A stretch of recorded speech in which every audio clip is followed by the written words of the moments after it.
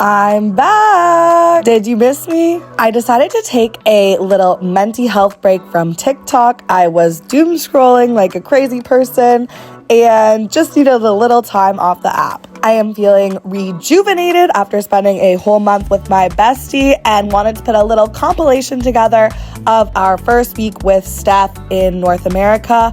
From New York to Niagara Falls, we did the absolute most, and I'll walk you through it right now. We started the week in NYC and then headed up to Niagara Falls for a night. I am from Southern Ontario, but have never done Maid of the Mist. With Steph visiting from across the pond, now felt like an absolutely perfect time to do so. It was honestly a really fun, cool experience, totally worth the $30. They even give you these stunning blue ponchos as a souvenir. I will say it's less of a mist, it's more like you get absolutely soaking wet. After the falls, we were headed to Toronto, but stopped by Niagara-on-the-Lake for a quick lunch. That evening, we dined on top of the CN Tower. I lived in Toronto for 4 years and had only done this once before. It's really cool rotating restaurant, amazing views of the sunset, as you can see. We were really lucky to have a clear evening up there.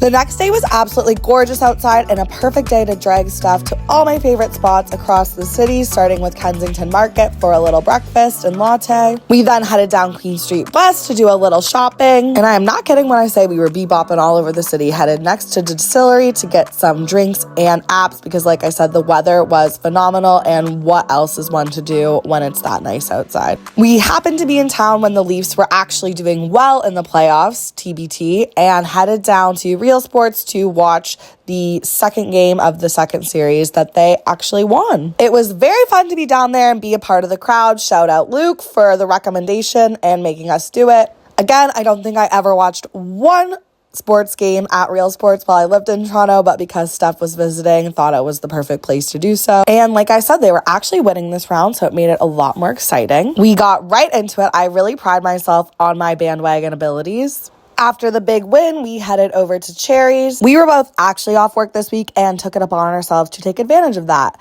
The next day, took her over to the East End to check out Lake Ontario. And of course, we had to end our Toronto stint on King Street. Overall, the Niagara-Toronto portion of the trip was a 10-10.